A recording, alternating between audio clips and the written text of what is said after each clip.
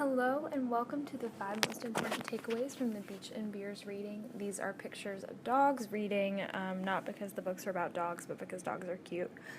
The first most important takeaway for me was the text in the Beers reading on page 14 and 15 about the stereotypes of struggling readers, how those stereotypes are damaging to us as teachers because we think that the stereotypical struggling reader is a student who's sitting in the back of the class slumped over, disengaged, but it could be a student who is really engaged in the content of the class, is excited about learning, but is not able to make heads or tails of a text when given something that they don't understand.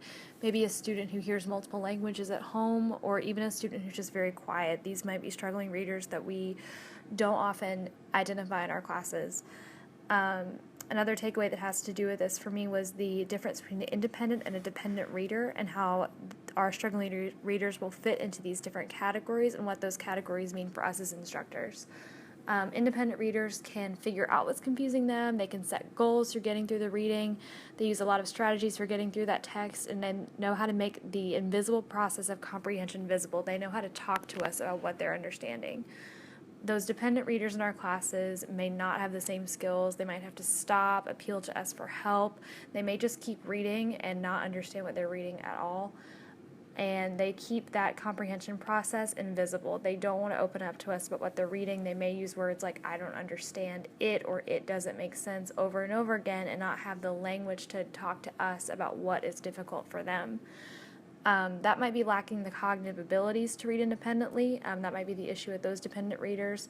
Another takeaway is that the negative attitudes that they have towards reading may be contributing to what they're feeling in the classroom, and maybe something that they project onto us and get negative and shut down about what they are reading. This is coming from page 16 and 17 of the book, but also dependent readers may not know what types of books they might be enjoying in our classes. They might not know what to look for in the libraries. They might not know what to pick from recommendations that we give them. So working with our students, another takeaway that I found on page 18 of the Beers book was to build confidence. We really need to think in terms of a triangle, and the first point of that triangle is building that cognitive confidence for our students. When we build up the skills they need to think about reading, they can comprehend text and monitor their own understanding and work through text with us together. They can read fluently. When we build up their social and emotional confidence, they're able to participate in being that community of readers, the authentic language communities that we've talked about, and they can read for enjoyment as well as information in classes.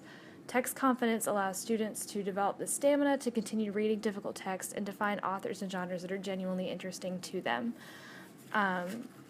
So for me, the speech reading was really helpful. I know that in a lot of my classes right now that I'm teaching, I have readers who I may not think are struggling. I'm teaching 2 gifted 9th grade English classes. These are students who work incredibly hard, and none of whom want to admit that they may be struggling in class, but many certainly may be experiencing some of the issues outlined in the text.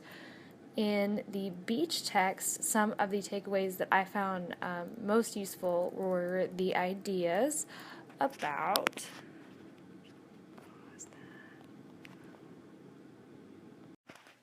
In the beach reading, the points that I found most helpful were some of the ideas about different theories that we approach our teaching with and how that's going to affect our planning and our instruction. I found that I was most receptive to text-centered theory as a high school and college student. It draws on the use of new criticism and draws on structuralist and deconstructionist literary analysis of binary oppositions in text, good versus evil, male, female, dark versus light, and limitations of those categories. For me as a student, that was something that was vastly interesting. I was really excited about it, and I feel like I had really good teachers.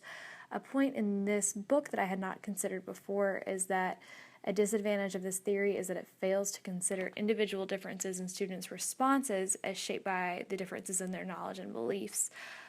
Since it treats the text as an autonomous aesthetic object as modeled by the teacher, that teacher becomes the expert reader who is assumed to have the right answers. And so instead of allowing students to breathe their understanding into text and to use their life experiences to help construct meaning, instead we're just saying that these binaries and different limitations that they have are autonomous units and we can understand them, we can come to understand them, and the teacher is going to understand them the best. That was so interesting and important for me while because I think that that approach is very useful, but I would want to avoid that in my teaching. I think the advantage of text-centered theory, like the Beach text says on page 42, is that it emphasizes the importance of analyzing specific aspects. I think that specificity is very helpful for some of the students in my classes, but I'm also want to be careful to avoid that teacher's fountain of knowledge idea. Student-centered theories are something that I found very interesting, but what I liked most about the different focuses listed in the text was the sociocultural focus.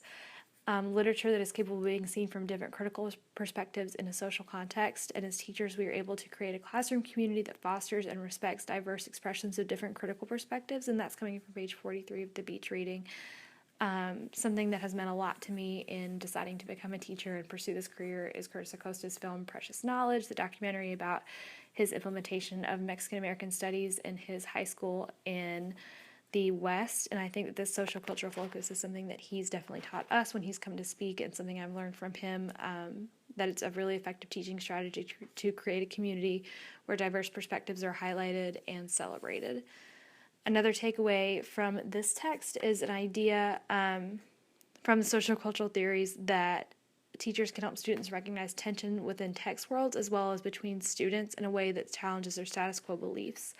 So by teaching in a way that acknowledges the social cultural theories underpinning our text, we're able to sort of map what's going on in our text into the real world.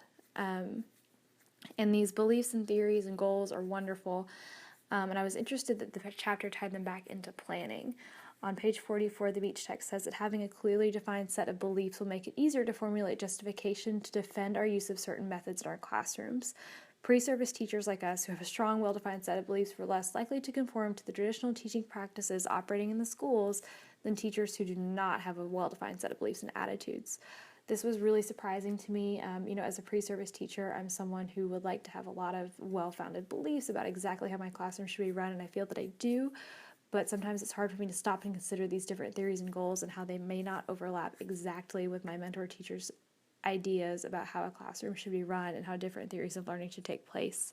Another takeaway, a final takeaway in the Beach text that meant a lot to me was the idea of our taking students on a journey.